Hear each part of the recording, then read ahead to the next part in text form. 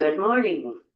I'd like to call the meeting to order and begin with the land acknowledgement that the municipality of Jasper especially acknowledges the municipality of Jasper is on Treaty 6 and 8 territories, as well as Jasper House Métis District. This land is the traditional territory, meeting ground, gathering place, traveling route, and home for the Danza, Assiniwich-Winawak, Assiniwachi-Neha, Nehewak, Anishinaabe, Pequotnik, Ethewich-Stabi, Mountain Métis, and Métis.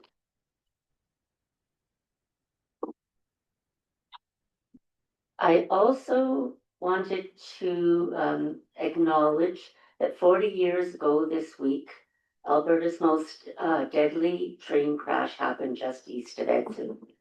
A collision between a CN freight train and a Via Rail passenger train killed 19 passengers and 4 crew and injured 95 others.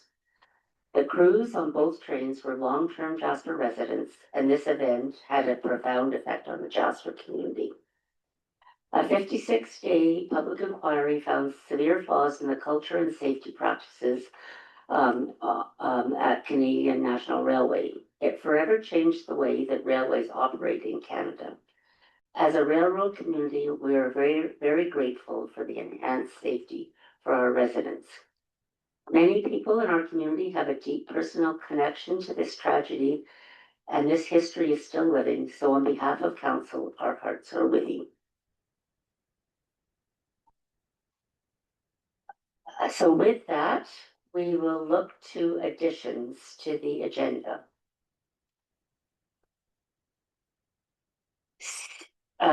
Seeing none, can I have a Councillor, thank you, Councillor Melnick, to approve the agenda? All in favor? Agenda's approved. Is there any business arising from the January 27th, 2026 Committee of the Whole meeting minutes?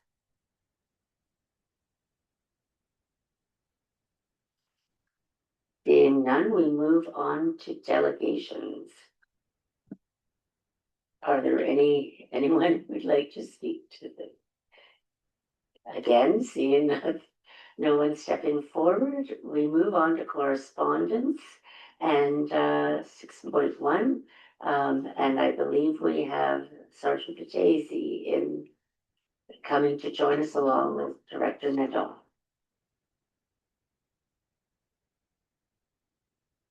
Welcome, both of you. Good morning, Deputy Mayor, Councillors, and fellow Jasperites. Thank you for giving me this opportunity. Today we're going to discuss correspondence sent to the municipality and also to Parks Canada regarding community priorities. And basically, what this new initiative entails, it's a different reporting on the same practices that we implemented in the past. So I've been the commander here for 10 years. And I'll give you a background for the councillors who are new to the council. We have a contingent of 9 officers and 3 support staff. Based on those numbers, we used to capture and initiate community priorities based on the calls for service. So traffic safety, for example, which is a huge umbrella, was part of, and has always been part of our priorities. And that includes everything from collisions, reduction in collisions, fatalities, injury, collisions, safety within the community as far as pedestrian safety. We live in a community which I pride on being very active. So we have cyclists and various kids going to school. All of these things are part of the priorities that is covered under the umbrella of traffic safety. So it's not just the police are out to get speeders. There's an education bit. There's an enforcement community. So we also do check stops when certain times of the year when it allows for us, especially during the holiday season. The second priority that was always part of our focus was community engagement. And again, that's another huge umbrella that covers everything from school talks to where we go and do camps. At the summer camp, we do bike safety. We do red search duty and any other ask from the community we participate in. So all of those can be broken down into priorities on their own. However, with the umbrella of saying that community engagement, traffic safety, crime reduction, those are all part of our initiatives that we've been implemented in the past. This community priorities plan, which I'm speaking to you about today, is a new format in reporting. So we had the annual performance plan in the past, which is a rather somewhat cumbersome database on reporting. And so this new reporting plan is a living entity that allows us to upgrade or change along the way in the fiscal year once those priorities are established. So it's ongoing consultation. We get calls, for example, in the most recent that comes to mind is some of the construction issues that are challenging the community, and that could lend to, again, traffic safety, or how do we manage all of this construction that's going on with infrastructure that we have. So those are the priorities that come to mind. So if we pick, for example, crime reduction, we focus on illicit street drugs. We focus on the fallout of illicit street drugs. And we've addressed those over the years. Like when I first got here in 2016, we established certain priorities as it pertains to illicit street drugs. So it's always been a priority for us, but that falls under crime reduction also.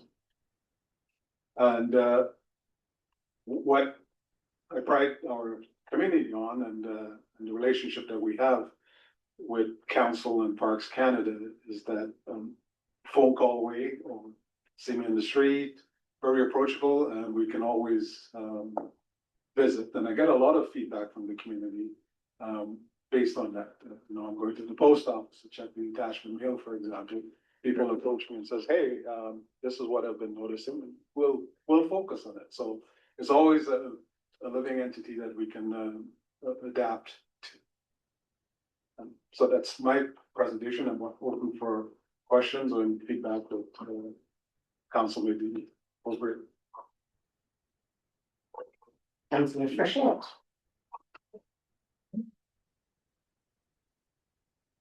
Thank you, Deputy Mayor Glasser, and through you to Sergeant Bedesi. Thank you for seeing you this morning, Council Sergeant. I'm just curious about the process for 911 call-outs or emergency call-outs. Is it going through a dispatching center, or is there a local dispatcher on the property in Jasper 24/7, or how does the call center work? Call center for 911, as it pertains to the policing side of the things, goes through the call center and 911 dispatch, the Parks Canada here at the office building. And so what I've done, and it was in discussions with the 911 call center, they will take the call, then send it off to the RCMP call center, Northern Operations Center in Edmonton, and then we get dispatch. However, we appreciate the fact that that time frame, minutes, could be valuable to us for a response. So what I've done is taken one of our radios, the RCMP radios, and we were able to program it so that we have direct contact with our local 911 call center. So depending on the nature of the call, the severity of the call, we are contacted directly by an operator at the 911 call center here in Jasper, and gets us on the go. And usually by that time, the RCMP dispatch center will call us en route to the calls. And again, depends on the severity of the call and so forth. To advise us, and then we're en route to that call. Thank you for that. So that's the typical process. You would go through Parks Canada, then to your call center, then to your officers, or you now have an option that you can get the call directly if it's a significant issue. You're monitor that. Absolutely. So prior to call, we get an update from the dispatcher in Jasper. Okay, thank you for that. And one more question, if I may, just in the discussion about the street drugs and whatnot. In your experience in the last decade that you've been here, what is the trend there? Is there any trend line that is a concern? Is it slowing down? Or is it something that's just perpetual? I believe that over the decade that I've been the commander here, we've definitely seen some changes as it pertains to distribution within the community. We're always on top of it as far as stemming the localized distribution. We also have people from outside of our community that would be, how should I say, without divulging too much information, would be interested in getting the product to the community. We keep on top of it, and some of these projects that we do, or some of these initiatives that we do, has to be somewhat lengthy to gather information. So, okay, thank you for that. I can appreciate that with all of the construction activity, there's a lot of new faces around that we don't know or we're getting to know. It must be more challenging for yourself and for your officers to put a name to the face, if you will. Unlike any other community that's experiencing a boom of activity here. So I appreciate your efforts and your officers for your diligence. I know you're a highly respected member of our community. I know my wife worked in the medical profession for many decades, and she's very fond of you and your empathy towards people who find themselves in a tight spot. Thank you. thank you, Councillor. Councillor Roger. Thank you, Deputy Mayor Waxer, and through you to Sergeant Daisy. I thought I'd heard talk that the 911 was going to be somehow changed and moved out of Jasper. Is there anything to that? I first heard that discussion approximately a week ago. So again, I'm very much was trying to figure out the veracity of that statement, that it's going to be moved. Okay, thank you. Councillor Melnick. Thank you, Deputy Mayor Waxer, and thank you, Sergeant Daisy, for 10 years of dedicated service to the community. I think I've known you the whole 10 years, and we've had the opportunity in my professional life. And I've enjoyed the opportunity to meet new officers when they've come to town, which I think was huge. You were introducing new officers around the community. And it goes to the, I think, your philosophy about community policing. We have a detachment here that is community focused, and I think that is through your efforts and the things that you encourage where officers are visible, part of the community, the red surge availability is probably second to none in the province, and in a tourism destination, it's huge. And I just wanted to make this opportunity or take this opportunity to thank you for that commitment to the community. And yeah, I appreciate that what you bring to the community and how you've brought the detachment to be very much part of who we are as Jasper. Thank you. Thank you, Councillor. Councillor Roger. Yes, I just thought of one more thing. I was asked the other day about that. The movement of the detachment onto Connaught Drive down by the Forest Park Inn. Is there any update on that at all? Yes, albeit, I was informed about 3 weeks, a month ago, that the plans are back in play to utilize the identified area. And, I think, not mistaken, if I remember it correctly, that it's heading out to the tender process now as far as, acquiring the building. Thank you.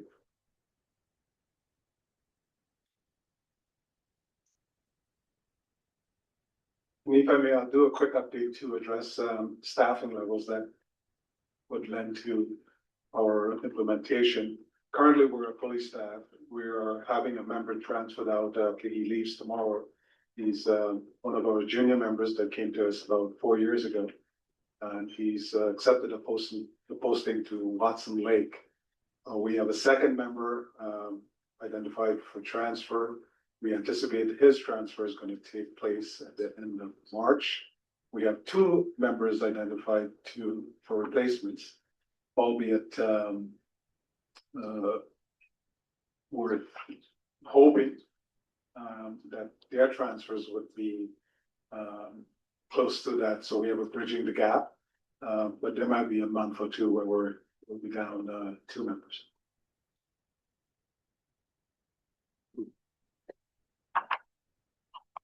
Thank you so much for the update, and we clearly there's lots of gratitude in the room for the role that you play in the community and in your professional role. Councillor Millman. Thank you, Deputy Mayor Waxer. And Sergeant Daisy, I want to refer you to the letter that we have in correspondence, where we have 3 steps of progress moving forward. And in step 2, engagement meetings through March. You mentioned that you were going to be engaging with a number of community groups. Can you describe to council what that might look like? Very informal. I'll reach out to the community groups, and I'm open for discussions. Like we've had several initiatives to encourage that sort of dialogue. Attendance sometimes is based on person's activities and employment and so forth. That's somewhat limited as far as getting a group together. However, being the commander here for the last decade, usually have a sense of whom I should approach based on past consultation. And so it's a bilateral communication with community stakeholders. We have presentations planned. We meet with the seniors at the Seniors Lodge as part of crime reduction, as it pertains to frauds and scams, and you know, our community priorities are focused on mental health and persons in crisis, also persons that are marginalized. You know, we're hoping to continue that sort of and that's a priority for us. For example, mental health. I don't know if the community is aware of it, but we have visitors coming to our community. We have persons localized that in a crisis situation. We're the first point of contact. And usually the determination is made. And for example, if we followed the policy to manage a person in crisis, we would have to take that person to establish treatment center, which is most likely Grand Prairie or Edmonton. And so working with our local hospitals and medical practitioners, we were able to take that person to get immediate help at the facility here in Jasper. But that usually is a process that could be 3 to 4 hours, depending on how the availability in either Edmonton and Grand Prairie. Traditionally, it's Edmonton. And so there's that consultation that goes along. We work closely with our medical staff here as far as discussions and managing. So we have a really good relationship. Parks Canada is the same with visitor safety and some of the, files that we have to deal with, investigations, whether it's injury, whether it's lost persons, whether it's unfortunate fatality. The RCMP is responsible for managing the fatality up until it's because we act on behalf of the medical examiner. So those investigations are very streamlined, and we have a wonderful working relationship with our fire department, visitor safety, and our medical teams. And again, we work closely with costs as we manage marginalized individuals. We after hours, we have a crisis team that we can reach out to facilitate it. So there's discussions with that also on how we can improve, and I think we've improved quite well as far as the response for those types of events. And it was based on discussions and experiences that we were able to streamline to get to this point. Thank you for that, and I think what you've done in your commentary is identified to the community the vast support that the RCMP provides, which people aren't aware of. And I'd like to thank you for your comments, because I think it's important that people know it's just not about the 9 officers here and the 3 people that are administratively supporting the efforts here. It's all of that stuff that happens in the background that nobody really sees or understands. So thank you for those comments.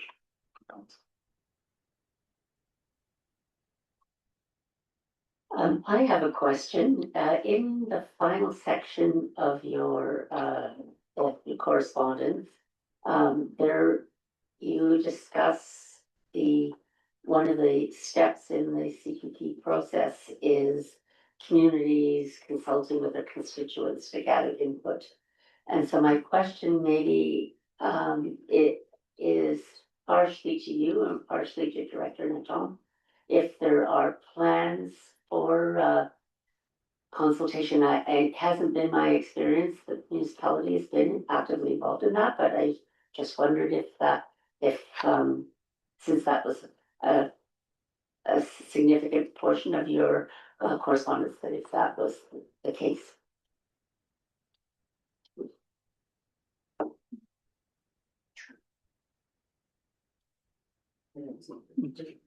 Yes, it is. It's an ongoing, how should I say, process as we navigate priorities.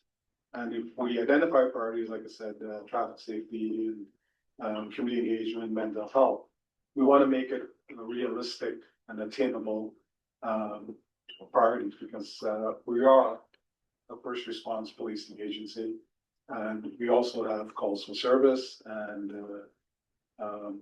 investigations which could hinder in any given day, week, our ability to have that ongoing engagement. We usually, myself, will coffee with a cop, for example. We will have make sure it's advertised and meet with individuals in the community. We're open to have any sort of worked with the municipality of Parks Canada.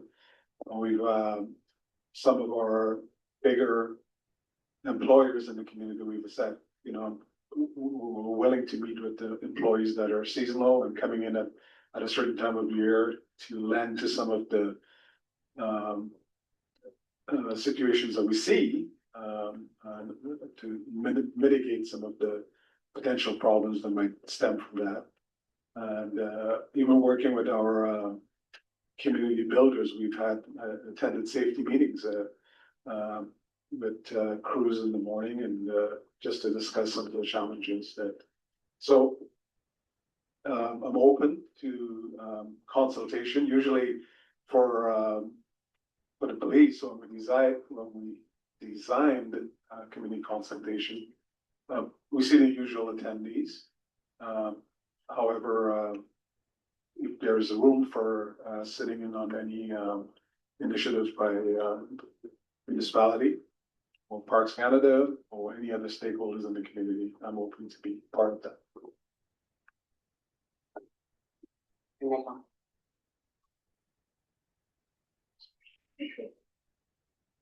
Thank you, Deputy Mayor Waxer. If I can bring maybe a bit of a municipal perspective.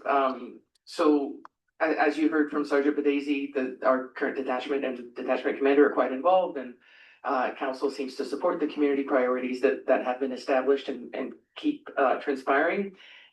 As part of this process, my understanding is, or the request is also if council had a wish to be more involved or have more engagement or provide formal feedback for the process, this is kind of the step where we're at. So community engagement, like was outlined, is ongoing and touches many different areas, but council as elected officials, in my understanding, is the Jasper National Park representatives as the agency who also, I was gonna say hires employees, that's not quite the relationship, but the RCMP provides the service for Jasper National Park. So Sergeant Bedesi's having similar conversations with them about any priorities that they have. Obviously, it's driven by call, types of call and calls for service, but also the ongoing engagement. So depending where council sits on this issue, potentially you could write a letter or you could formalize your engagement. So I would say that would fall maybe under step 2 in the steps that are outlined here. So I think when we refer to community leaders, that means you in this circumstance. Yeah. And again, we seem to have a pretty good system in place and you seem satisfied with the priorities, but if you wanted to have a bit of a more of a formal approach to it, we could. And as Sergeant Bedesi is working on updating the priorities and working on the process on his end, it's just to make sure that we did give the opportunity to council and that you were able to provide feedback if you had some. Wonderful answer, thank you. And I will commit personally to have conversations with constituents, and if there are anything that arises from those conversations, I would be happy to pass them along. And unless there's a councillor who wishes to make a different motion, I wondered if there is a motion from a councillor to receive the correspondence for information. Councillor Melnick. Thank you, Deputy Mayor Waxer, and I do appreciate the engagement we've had, and I do make the motion that committee receive the correspondence for information. All those in favor? Motion carried. Thank you very much, Sergeant Daisy and Committee. Thank you, Deputy Mayor, Council. Okay. We move then to 7.1 asset management policy, and it looks like Director Donaldson is going to speak to that.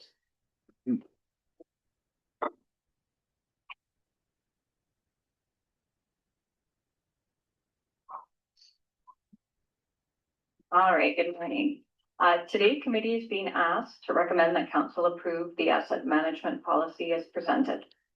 The policy establishes a clear, coordinated, and strategic approach to managing municipal assets through their life cycle. At its core, this policy reflects council's commitment to responsible stewardship of municipal infrastructure and resources, transparent, evidence-based decision-making, and the delivery of sustainable, equitable, and cost-effective services for current and future residents. Municipal assets, including roads, facilities, utilities, fleet equipment, and non-enterprise data systems, represent some of the municipality's largest investments. How these assets are planned, maintained, and renewed directly affects service reliability, financial sustainability, risk exposure, and the value residents receive for their tax dollars. While the municipality has completed significant asset management work over the past decade, including multiple council-approved plans, there has not been an overarching policy to provide consistent governance and direction across the organization. This policy aims to fill that gap. In 2025, the municipality strengthened its asset management capacity by hiring an asset coordinator and by establishing an internal asset management committee with cross-departmental representation. As work has progressed, it's become clear that formal governance, defined roles, and shared framework are essential to support consistent, defensible decision-making. The proposed policy is the result of that work. The policy applies across all municipal departments and covers physical and digital assets used in service delivery. It establishes a corporate life cycle-based approach to asset planning that considers cost, condition performance, risk, environmental impact, and criticality, while promoting risk-based prioritization of maintenance, renewal, and investment decisions. It also formalizes governance, confirming council's role in setting priorities and approving funding, clarifying administrative and departmental responsibilities, and establishing expectations for transparent reporting on asset performance, risks, and outcomes. Most importantly, this policy does not introduce new programs or services, nor does it require additional funding at this time. Instead, it provides a governance foundation to ensure asset information is used consistently to support operational, capital, and strategic planning. In summary, the recommendations to approve the asset management policy strengthens our accountability, supports long-term financial sustainability, and provides clear framework for managing municipal assets in alignment with council's strategic objectives and community priorities. So, thank you very much, and we are open to any questions that you may have. Questions from councillors? Everyone. Councillor Roger. Thank you, Deputy Mayor Waxer, and through you to the director. I just wondered how much in practice that's going to change things, because is there an example of how it's going to change matters? Because I imagine before we still have the same thinking about things, and is there something where this policy is going to make your decision easier, or are there going to be more guidelines that you're going to be bound by, or how does that work? Yeah, thank you, Deputy Mayor Waxer, through you to Councillor Roger. I don't want to give you a yes and no, but this policy will assist in guiding directions. It's difficult to say. I don't have a lot of the historical context that's occurred, but what we have seen from the work to date is we're seeing a lot more cross-departmental collaboration and actually pushing asset management forward collectively. Historically, I think a lot of that was coming from a particular department or two, and right now we're seeing more of a joint effort. And by having a policy, it assists administration in ensuring that we are adhering to council's strategic priorities. Okay, thank you. It sounds like it will accomplish things then. It's good.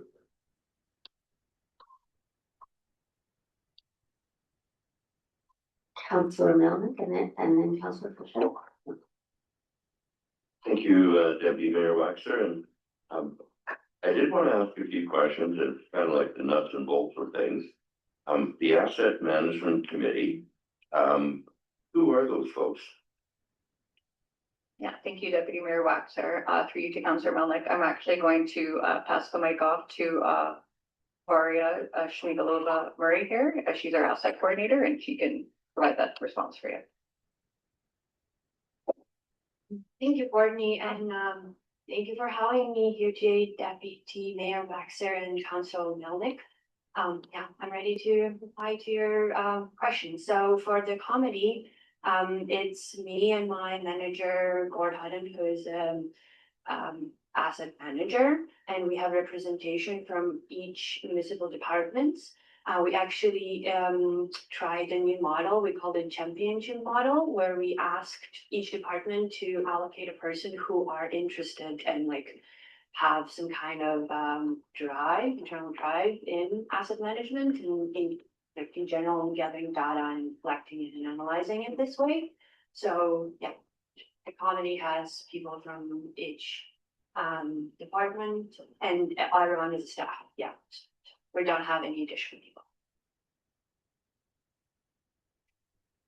Thank you for that, and I imagine, like, on the same page, in the presentation, we talked about the asset management committee and the asset management team, and I assume they're one and the same. Not fully. So the asset management team is the team in operations consisting of me and my manager, Gord Hutton, and the committee has representation from all the different departments.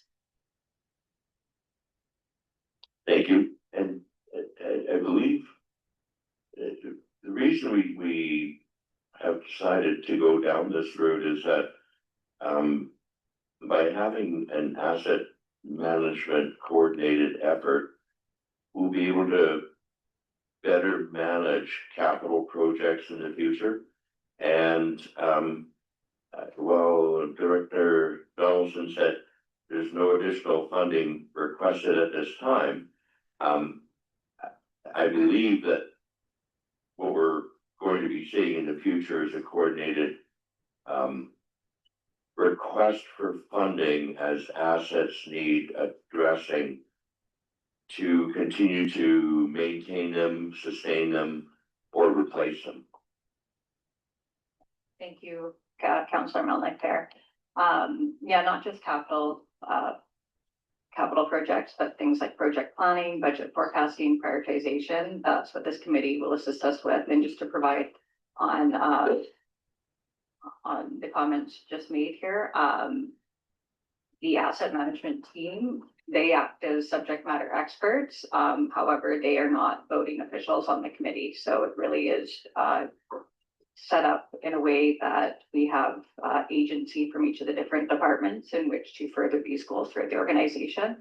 And personally, I think that's something that was missing previously. And it will assist us from a cost perspective, I think, in making informed forecasts for our budgets moving forward. Right now, the teams do a great job at, I don't want to call it a best guess, but at forecasting as best as they can with limited data, with limited information.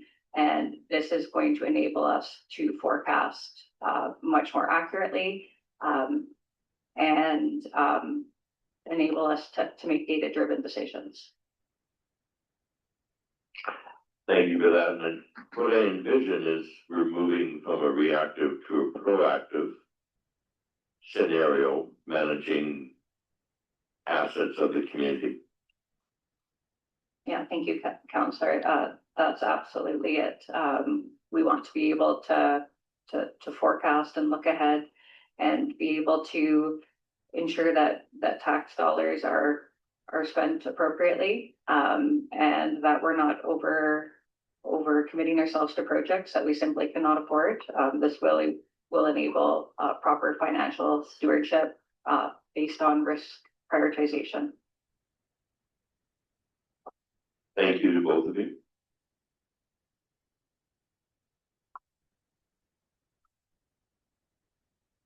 Are there other questions?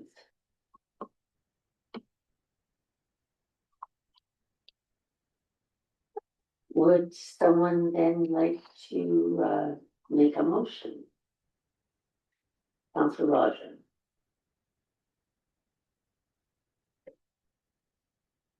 I'll make the motion that we receive the information for we receive the report for information.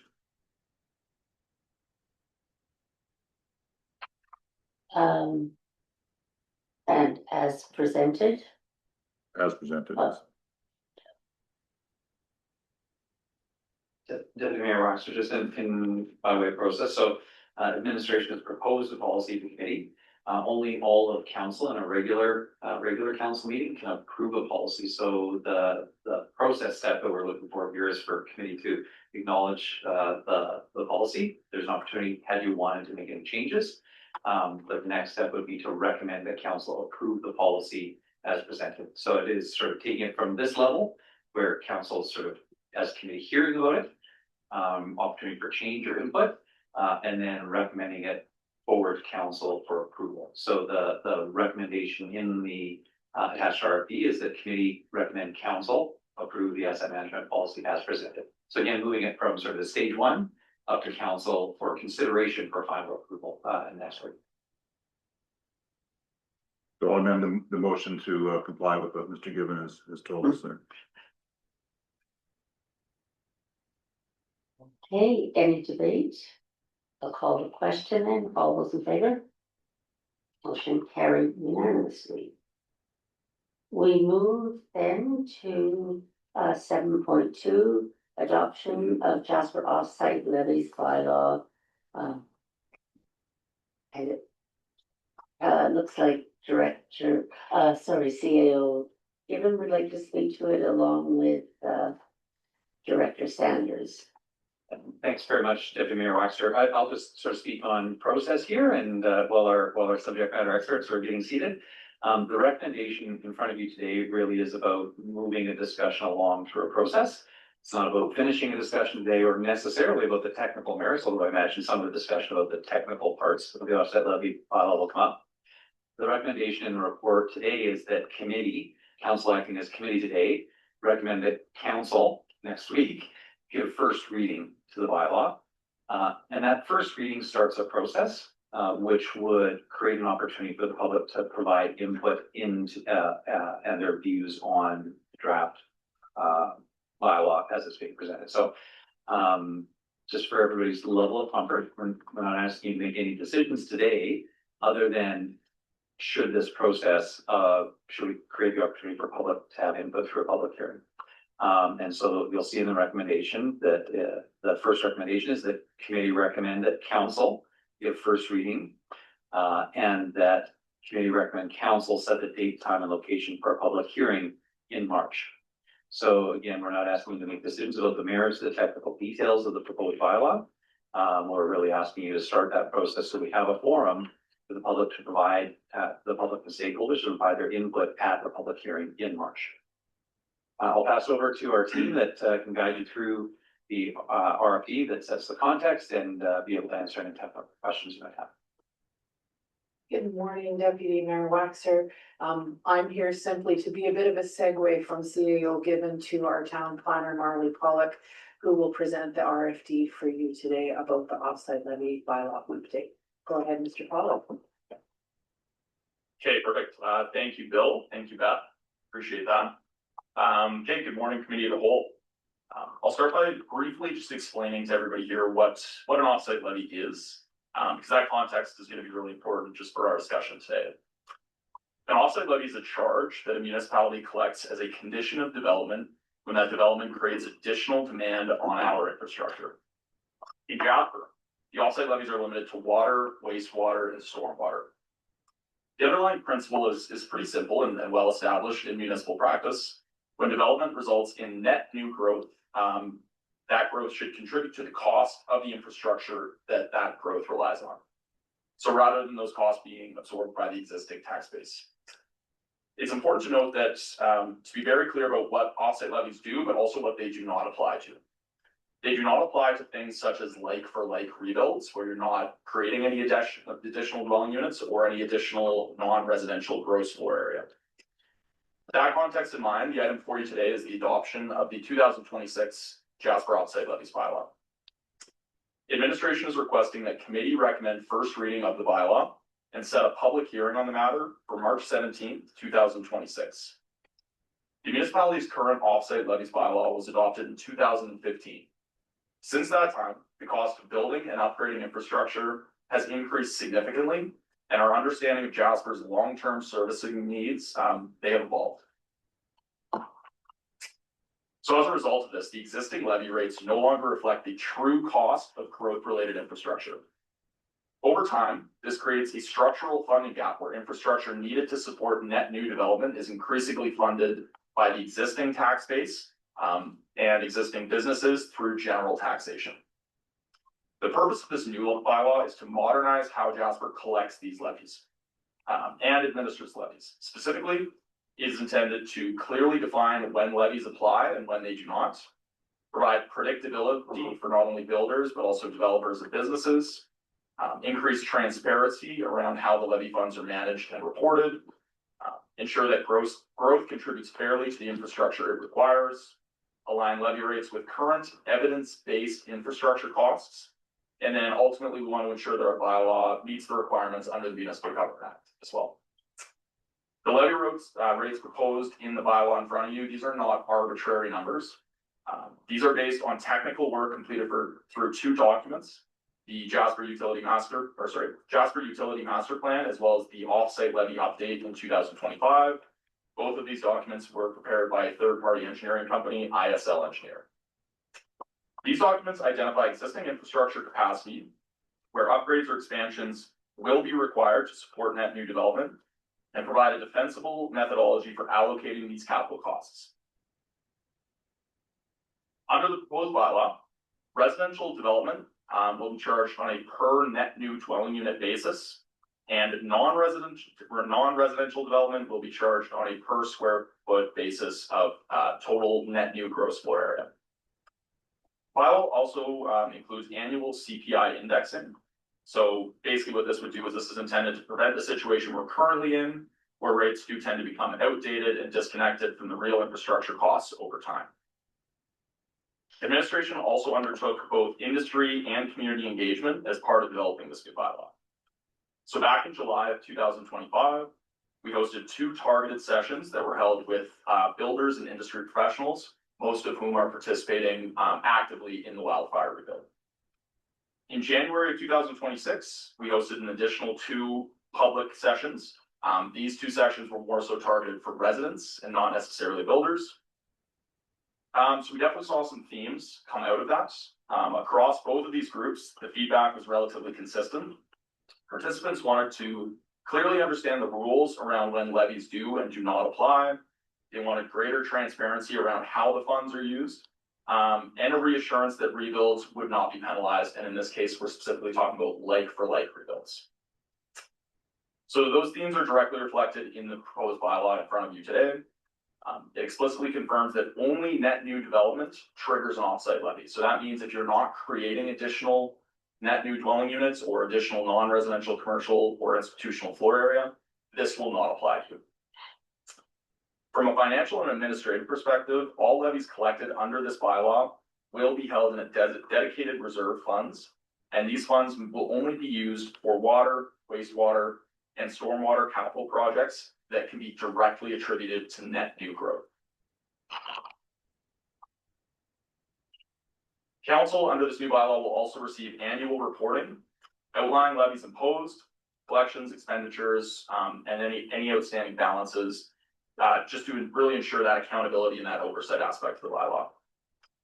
So, in closing, this bylaw provides the municipality with appropriate tools to fairly and transparently recover the real costs of growth-related infrastructure.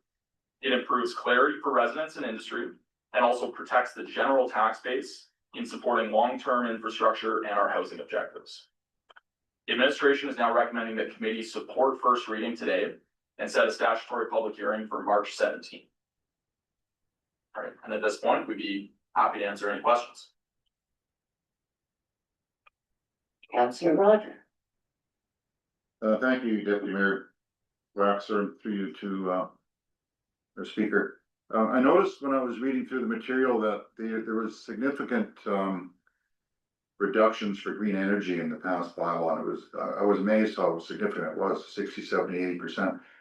I noticed in the new one, there's not going to be that. So how much of a gain to the town is that, do you think, in terms of dollars? Is this a significant increase to us? Yeah, through you, Deputy Mayor Waxer, to you, Councillor Roger. It's a really good question. One of the things we looked at with this bylaw is we looked at how these green energy initiatives evolved and how other municipalities are actually handling these types of things. And what we found is that it's really consistent and it's industry standard with these bylaws to not actually bake those into the bylaw, but instead create additional grants or other services that will help essentially encourage green energy initiatives.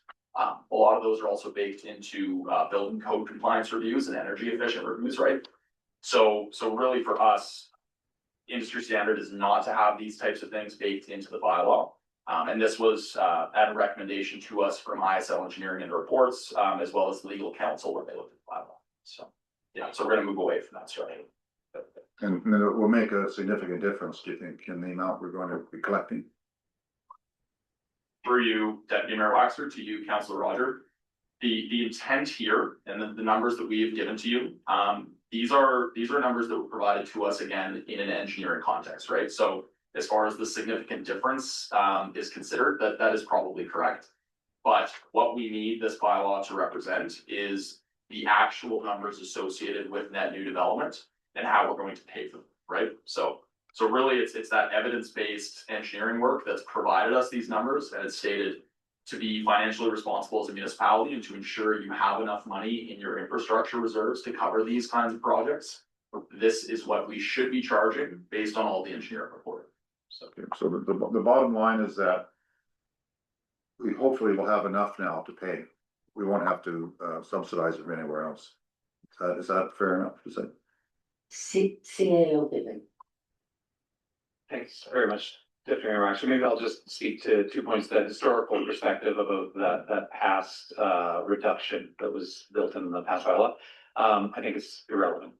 I don't believe that there was any sort of significant amounts of development that took advantage of that provision. And so we weren't losing money by giving sort of support there, but nobody actually took advantage of it. So it's a bit of a bit irrelevant. It was never really utilized. I think it was maybe thought to be a good idea at the time, but nobody ever took advantage of it. So that part has essentially zero impact on the revenue that would be generated from the offsite levy bylaw. So that was your one primary question. And then the second one is really getting to the essence of what an offsite levy bylaw is. And the intent here is to ensure that new growth is providing a reasonable amount towards the infrastructure that is needed to support that new growth. And so ideally, yes, we will have more money available to us when we need to make infrastructure upgrades to support new growth. And that would be collected in advance as things develop rather than from taxpayers in the future. That's the core issue. Okay, thank you very much. So when you say reasonable amount, we're saying that it's going to be self-funded by the new development. So I think that's maybe where we'll get into the technical. As Marley mentioned, there's a pretty significant engineering report that is the foundation of this work, which is accessible to the public, the stakeholders. Actually, by law, has to be accessible to the public and stakeholders and council. And it actually apportions out how much of the cost of future infrastructure would be as a result of growth. So it is, and the answer is it's only in very limited instances where the answer is 100%. There's sort of a sliding scale on different projects. Well, 50% of this project would likely be attributable to growth, and therefore it should be covered by levies. And the other 50% of the cost of that project in 2035 should be covered by the general tax base. But there's a methodology to assign how much cost is for as a result of growth and how much would be proportioned to the general tax base. So, Councillor Roger, the answer is, will we have enough money in the future to do everything that we need to do just because of this offsite levy bylaw? No. Will this offsite levy bylaw ensure that we have collected money up front from people who are creating excess demand, additional demand on our infrastructure? Yes. And will that money that we collect now reduce the cost of adding infrastructure in the future on taxpayers in the future? Yes. Is it 100% of the cost? No. That logic sort of, I might have bounced around a couple of different spots there. I think I follow it. Is there a reason that it's not 100%? What's the logic behind that? If there's a new development. Yeah, certainly, I can speak to that. So, I mean, one of the things with the ISL report that came out specifically on the offsite levies is they are making a certain level of engineering assumptions, right? So we're looking at where Jasper currently sits, and they're looking to project in the future what kind of growth we may see. And they give very, very specific examples of the infrastructure needs that will be attributed as you start to hit certain benchmarks, right? So if the population were to get to a certain point, well, now you're gonna run into things at your water treatment facility, your wastewater treatment facility, and they have to make a certain level of assumptions to say, well, we think that this upgrade, to Bill's point, 50% of that may be likely attributed to the actual net growth Jasper is seeing, whereas the other 50% might just be routine infrastructure upgrades that are needed as a result of the general tax base, right? So to get it 100% certainty in an engineering practice such as this, when we're doing our long-term forecasting, is quite challenging. What I can tell you is that the engineering work in front of you that was adopted by council in 2025, it is solid. Again, it has been adopted by mayor and council in the past. And this is at our current time, the best numbers that we can provide and the best, sound engineering assumptions that can be made to ensure Jasper is in a good place moving forward. Okay, thank you very much. I understand much better, Robertson. Thank you. Yeah. Councillor Frechette. Thank you, Deputy Mayor Waxer, and through you to Mr. Pollock and Director Sanders, if need be. The last offsite levy policy is significantly dated. We learned quite a bit about the function of it through Director Sanders' presentation a couple of weeks ago, I think it was. I just have a question about the public consultation meetings that were held in, I think, January. There was some appetite by constituents about some of the makeup of it and how it be administered. What was the attendance to that, if you remember? Yeah, through you, Deputy Mayor Waxer, to you, Councillor Frechette. Yes, the municipality, I mean, we did host those 2 targeted engagement sessions with residents. These were posted in the Jasper local newspaper. These were posted on our social media platforms, as well as they went out on our Engage Jasper platform. We really did try and get it to a point where if residents did have questions or if they wanted to come speak to us about it, they could. The attendance, I would say, was not incredibly high. One of our sessions, we had 3 residents attend, and the other session, we had 2 residents attend. So, again, we as administration did our best to get the information out there. We really, if people had questions or wanted to come engage with us, the opportunities were certainly there. We just didn't quite see the volume of people that perhaps we were maybe expecting.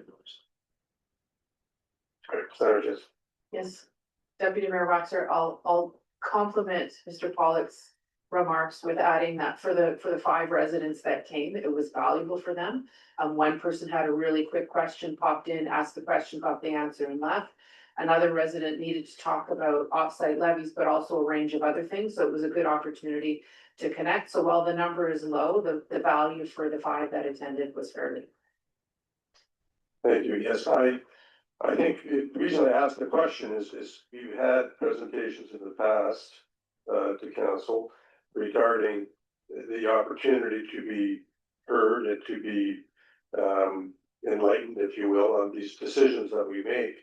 And historically, the participation has been, there's the apathy is knee deep, and I appreciate there's not a whole lot of things maybe tantalizing about the discussion about offsite levies, but clearly it's something that's going to impact everyone who is going to be adding units and whatnot. And I understand we're going to have further consultation, and you're right. All we can do is advertise it and invite people, excuse me, to learn exactly what the decisions we make are being made. And clearly, we're going to see a big addition to the infrastructure needs, probably in the immediate term and certainly in the long term. So it would be my hope that the next session that we're proposing for March, that people do come out and understand, because because of the dated the offsite levy it's just being so outdated, clearly, going forward to address any of our financial needs going forward, we're gonna have to address that. And that would be my hope, for all of our constituents who can, will come and understand and get a chance to be enlightened, if you will, about why these decisions are being made. I can see there being maybe some contentiousness about it. However, it's something that we have to deal with. And I have more questions, but I appreciate your explanation, Mr. Pollack and Deputy Sanders. It's much appreciated. Thank you. Councillor Melnick. Thank you, Deputy Mayor Waxer, and I'm going to page 25 of our agenda, Schedule A, as it relates to off-site levies. And I just want to make a point to highlight that if individuals choose to add an additional dwelling unit, they have access to the funding through the, I'm going to get this wrong, the HAP program. That probably is wrong. I'm close. But so the offsite levy of some $4,300 could be and would be covered under that $30,000 opportunity for people adding additional dwelling units. And I just want to highlight that because people are maybe looking at this saying, well, this is going to perhaps affect me moving forward and rebuilding, but there is an opportunity for funding to offset that. Director Sanders. Thank you, Deputy Mayor Waxer. Under the Housing Action Plan, which is the HAP piece there, funded by the Housing Accelerator Fund, we have the accessory dwelling unit program. So that will support, so that's $30,000 for residents that want to build a brand new accessory dwelling unit. So this is going to be specific to a garage suite, a garden suite, or a secondary suite, a basement suite. So it's very specific to those types of additional dwelling units. So yes, $30,000. There's an addition. There's $10,000 available for someone who has a basement that already exists that they would like to turn into a suite. So that's $10,000 or $30,000 that can help offset the off-site levies. There isn't an equivalent fund for someone who's creating another version of additional dwelling units. So there is a gap there. I just wish to acknowledge that. Thank you, appreciate that. Are there other questions? Thank you for the excellent presentation. And is there a councillor prepared to make the motion on the off-site levy bylaw? Councillor Melnick. Thank you, Deputy Mayor Waxer. I would like to make the motion that committee recommend council give first reading to the Jasper Offsite Levies Bylaw 2026 as presented, and that committee recommend that council set the date, time, and location of the public hearing for March 17th, 2026 at 1:30 in the forum room. Is there any debate? Not, I'll call the question. All in favor? Motion carried unanimously. Thank you very much, Mr. Pollack and Director Sanders. We move then to 7.3 tax policy. It looks like CAO Gibbon will speak to this. Yes, thanks very much, Deputy Mayor Waxer. So along the theme of starting processes today, that's what this report is also about. The recommendation that you'll see is that we're looking for a committee to give administration the direction to undertake an engagement process that I'll talk about a little bit more throughout the course of the RP, in order to discuss with stakeholders in the public some proposed areas of focus and guiding principles for a tax policy, which we would ultimately bring back to council. So you'll see with the RFP, there is no draft policy.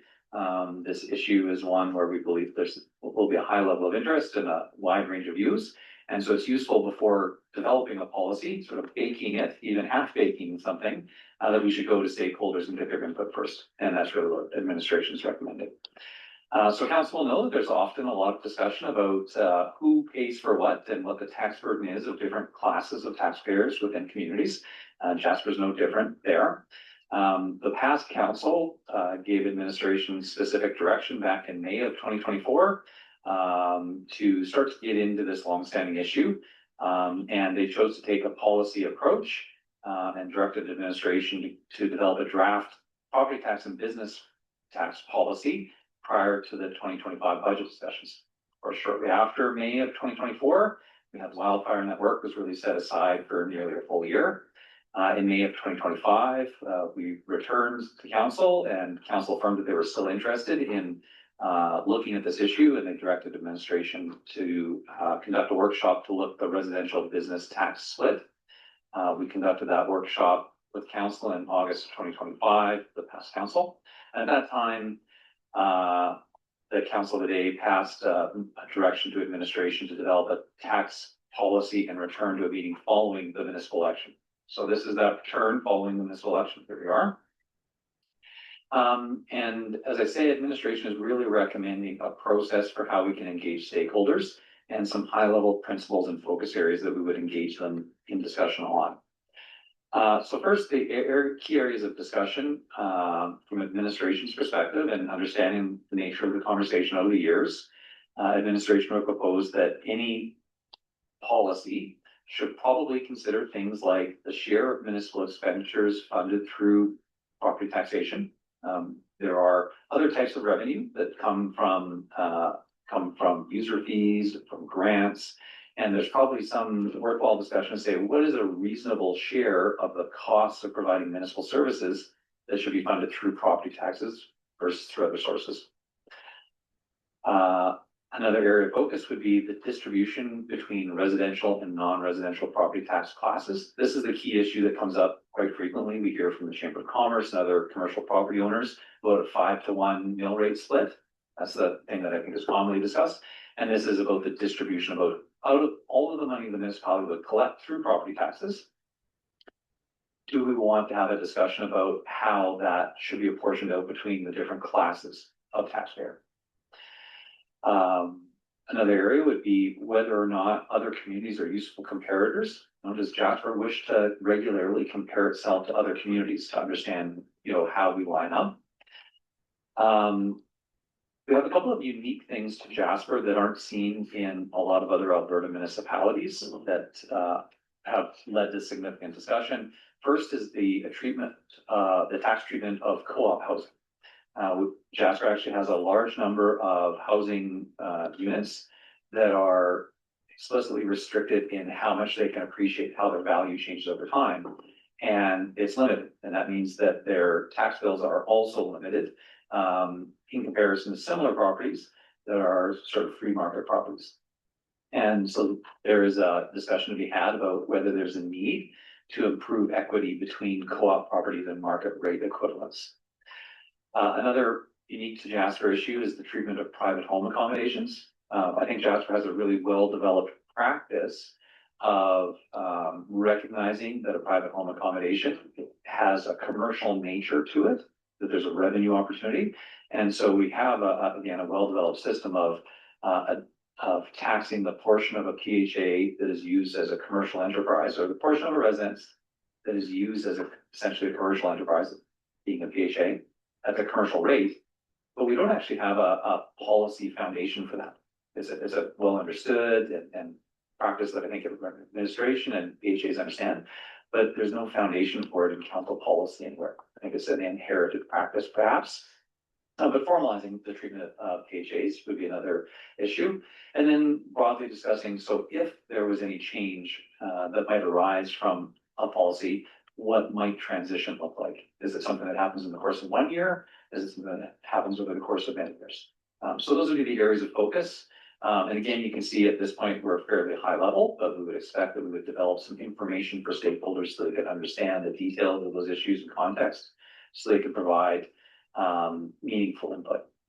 And then we would also, highlight some guiding principles that administration would believe should inform the approach, not the technical details, but the approach taken in a policy.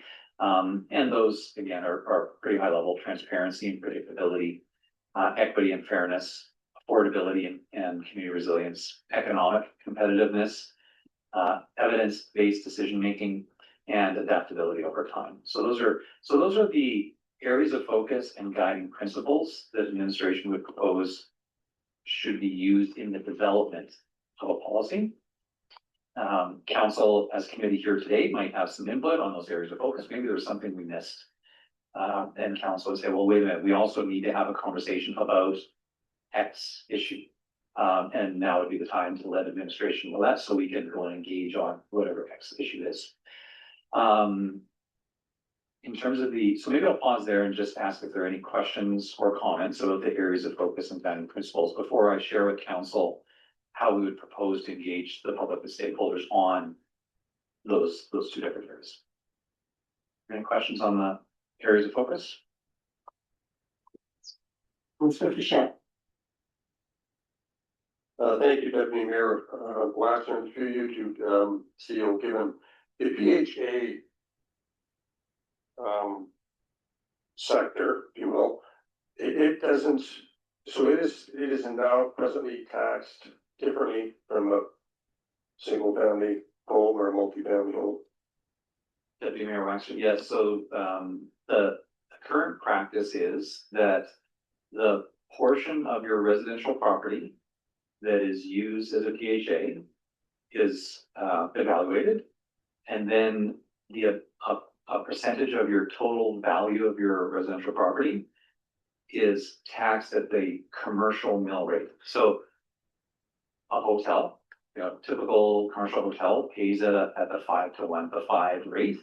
And so if you own a residential home and have a PHA, a portion of the value of your home is also taxed at the 5 rate. And the balance of the value of your home is taxed at the 1 rate.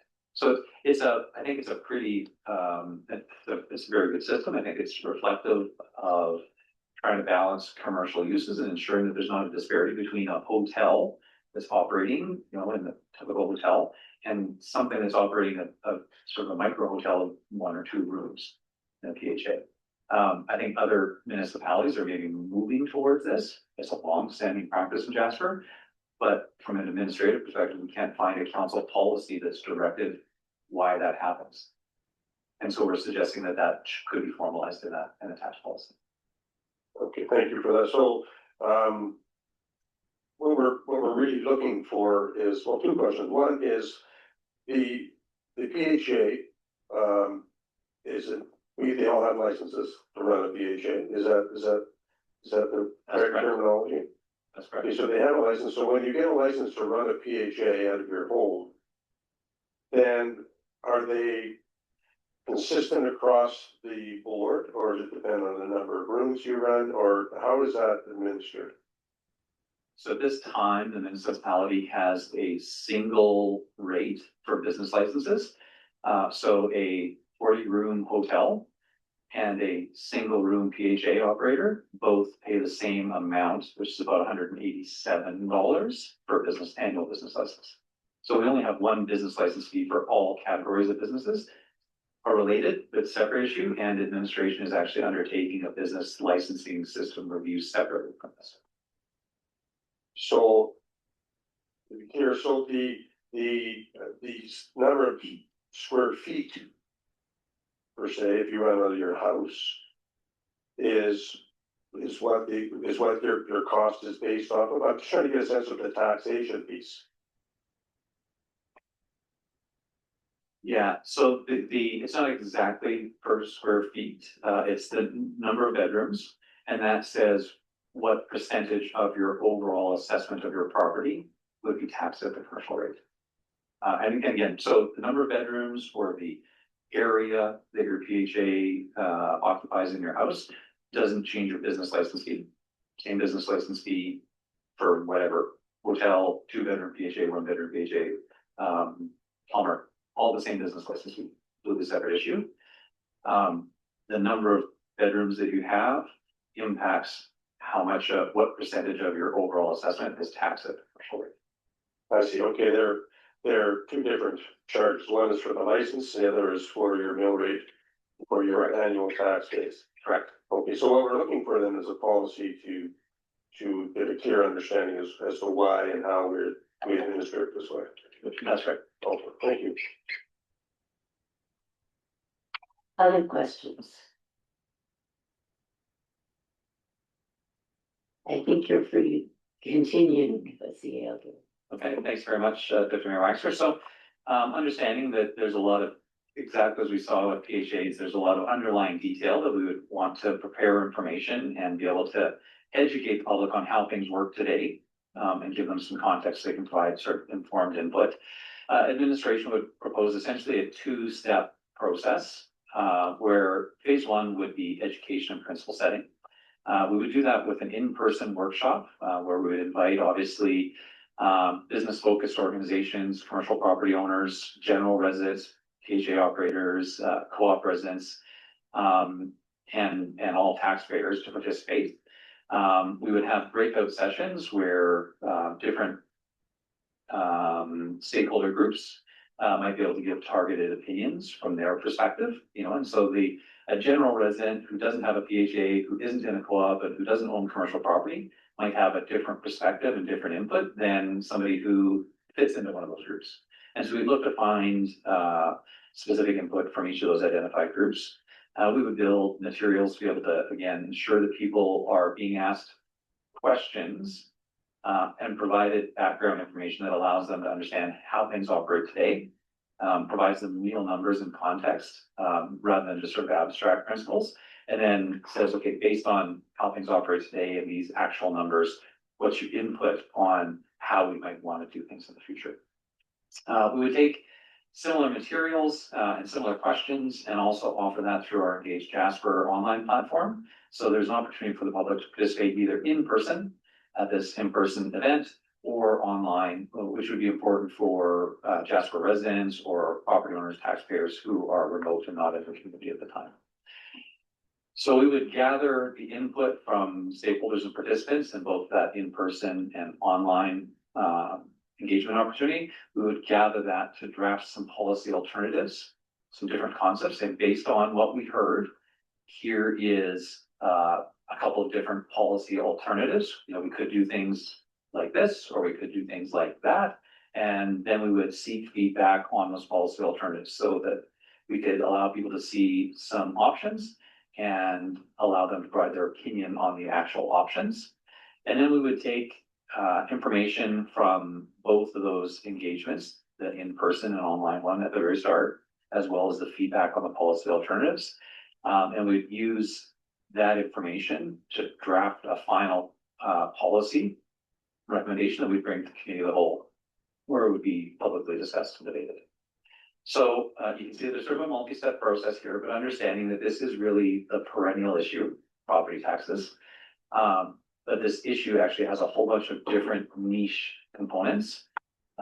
Administration believes it's worthwhile of having some broad engagement that allows different stakeholder groups to provide targeted feedback and information in order to inform the process. So rewinding back to the top, what we're asking for today is committee's approval to undertake the engagement process as described, and that we would engage on the areas of focus and guiding principles that were just discussed today in the report. Happy to answer any questions that you want to.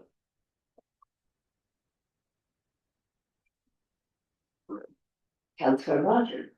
Thank you, Deputy Mayor Waxer, and through you to Mr. Given. In view of our history, a little bit of not having people show up at the meetings and things, I'm wondering if something such as a written document that goes out through Jasper Local or something might be a way of getting more input. Has that been considered? Deputy Mayor Roxer for Councillor Roger. Not described here. I think we would, in terms of promoting engagement opportunities, we'd use all traditional media that's available to us, as well as the municipality's social media channels. We do have a bit of a challenge in that I don't believe the local publishes a hard copy version of the paper anymore. And so, in the past, maybe we would have put a, a feedback form in the paper and people could clip it out and give it back to the municipality. We don't really have that same opportunity. Administration is aware, though, that some people like hard copy to provide their information and feedback via hard copy. And so we make those available at the activity center, at the workshop, so people could take it away and provide it if they wanted to. But it is a bit of a gap. We don't have a local newspaper that prints on a regular basis in hard copy. And so we do have to find other ways to try to drive participation. Councillor Melnick. Thank you, Deputy Mayor Waxer, and through you to CEO, Mr. Gibbon. Councillor Rogers brings up a good point about, Councillor Roger, not Rogers, Councillor Roger, brings up a good point about communication. Everyone's gonna get a tax bill. And I know that's gonna be coming out really soon. Is there an opportunity to advise the public that this is gonna be coming? Would we send out that initial tax notice? That could be a really quick turnaround. But it would be a way to effectively hit every taxpayer with, this is what's coming, be prepared to participate. Simple message. CEO Gibbon. Deputy Mayor Waxer, for Councillor Malik, yeah, absolutely, that is a great opportunity. I just will consult with Director Malinchuk about exactly when that's going to happen. From an administrative perspective, we're happy to take as long it's sort of about a balance of how much engagement does council want to do, and using an opportunity like that where the tax notices and the assessment notices come out at a defined point. We can wait until then, or we can get started. I just would want to make sure that we know, how much we have to wait to do that. So yes, we'll have a look and see if we could put it in with our assessment notices. If the timing works out well, that's a great opportunity. Director Malinchuk's telling me that those are set to go out this Friday. So I knew that was coming. so yeah, Councillor Malik, you're on point about that. They should be coming out soon. It's very soon. So we probably will not be in a position to have an engaged Jasper platform set up and all these other opportunities because we're prepared. So sounds like the assessment notices would be a missed opportunity. We may be able to look at the tax notice later on to provide, if we're at the stage of a draft policy and we're seeking feedback on a draft policy. So a little bit further on in the policy development process, we can maybe see if we can use that opportunity. Councillor Melnick. Boy, I didn't expect my taxes to come that quickly. To be clear, Councillor Melnick, your taxes aren't coming that quickly. Just a notice about the assessment of your property and the value of your property. Taxes we'll discuss later on in the spring. Thank you for that clarification. The one thing, and I may have missed it in this, is a timeline for this engagement. We have phase 1, phase 2, very strategic in how we're going to be moving forward. Is there a timeline for this to occur? And my apologies if I missed that in the request for decision. Deputy Mayor Waxer, for Councillor Malik, no, you absolutely didn't miss it. It isn't in there. So this is really about starting the process, and administration would have to look at our workload and some of those key points that are coming over the next little while. We would expect to start this over the course of March. We would take between now and March to start to build materials and build out the education materials that we need for the public, and as well as sort of what our questions would be for them. Engagement for the first round in March, and then we'd be getting into April where we're starting to draft policy that starts to maybe line up with tax notice time. And Director Malinchuk also identified, just on the other question, we could do an additional mail out to the same distribution list that receives tax and assessment notices. So we could, if we wanted to, we could do a hard copy mail out to people that receive those additions. So that's possible. Administration would envision this coming forward in May or June for committee discussion. Thank you for that, and in the spirit of as wide as possible engagement, I think what you commented on will satisfy, I think, Councillor Roger concern about how we reach out to people. Deputy Mayor, Yeah, okay. Deputy Mayor, actually, Director Malinchuk's just giving me some notice that actually is really helpful in terms of timelines. Approximately, June 15th, we'll be sending out the tax notices. So I would imagine by the time we hit June, that would be an opportunity for us to have a draft policy and perhaps a last round of engagement, say, hey, as you're thinking about your taxes, there is a draft policy that has not yet gone to council, and we'd like to see your input on this draft policy. Please go here. So we can, so that would mean that would be coming back to council likely in late June or July of the draft policy. Yeah. Okay, good. Any other questions? If not, I'm looking for a motion. Councillor Roger. That committee direct administration to undertake the engagement process as discussed on the proposed areas of focus and guiding principles for a tax policy and return to a future meeting. Any debate or thoughts? I'll call the question then. All in favor? Motion carried unanimously. We move on then to the motion action list. CAO given. Very brief update on the motion action list. Council, I think the majority of items are on target. There are two that we had updates today. At the bottom of the first page, you'll see the adoption of the offsite levies bylaw. The motion there from prior to the election was to return to a committee of the whole meeting. We've done that today. So this item the administration would recommend come off, and it's replaced by the public hearing item that was passed earlier. And then the property and business tax policy item at the very bottom of the page. Again, the intention was to follow up after the municipal election. We've done that with this report, and there's new action created by the motion that you just passed. So we suggest those two bottom items could be removed.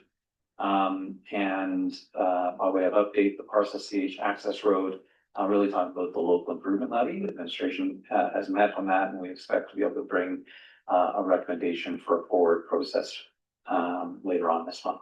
Other than that, I think that's all of the items that are targeted for February, and the rest are on track.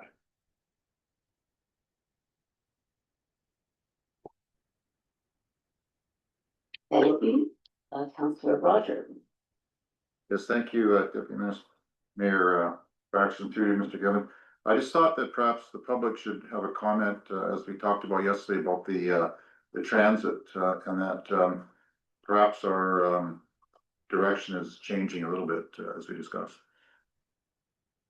Actually, yeah, absolutely. And this is the great thing about the motion action list. It allows council to provide input or ask any questions about projects that maybe we haven't discussed in a while. So happy to provide an update on that. So the item is from November of 2024, the last time that we had any council direction on this.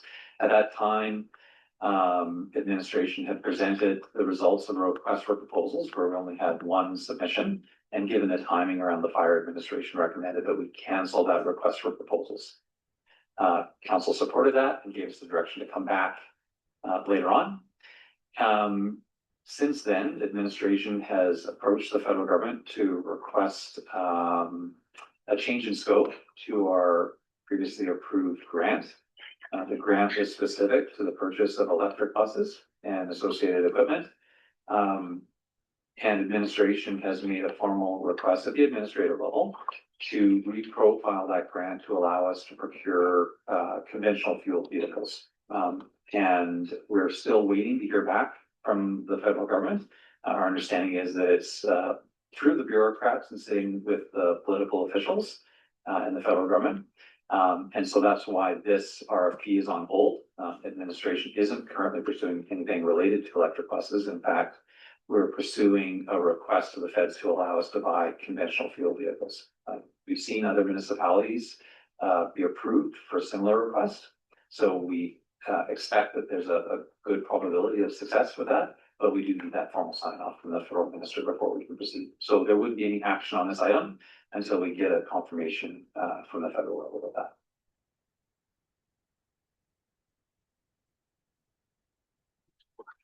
Any other questions or comments?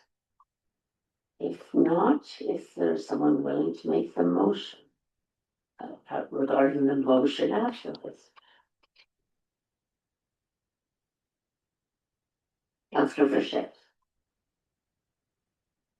So I make the motion that the committee approve the updated motion action list as presented.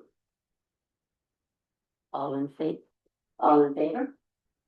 Motion carried unanimously. We move then to councillor upcoming meetings. Well. You go ahead first, I'm gonna. Oh. Councillor Melnick.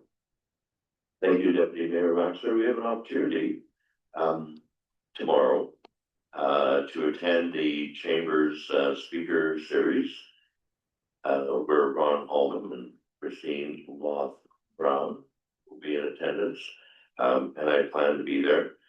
As well, Council has strategic planning with administration over 3 days next week. Right after our council meeting next Tuesday, we'll be diving into strategic planning for the next 5 years. So 4 years, call it 5 years, 4 years, of which I believe all council members are attending. Thank you, Councillor Melnick, Councillor Bichette. Yes, I will be attending the Community Futures Board of Directors meeting in Edson on the 26th of February. And due to creative planning, I'll be also meeting with the community in Bloom on the 26th later that day. So wish me luck. I do. Councillor Roger. Yes, I'll be attending as well tomorrow, the breakfast with the superintendent, Mr. Bowman, and also going to Banff for the strategic planning session for 3 days. And I too will be attending the morning breakfast meetings with the chamber, and will also later in the day be attending the Evergreen Foundation meeting, and will also be attending strategic planning. Upcoming events. I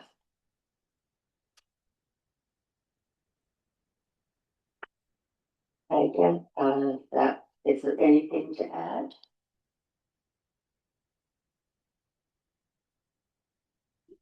So seeing that, I am looking for a motion to adjourn.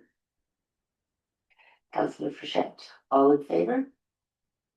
Motion carried. Thank you for a productive meeting, and thank you to administration.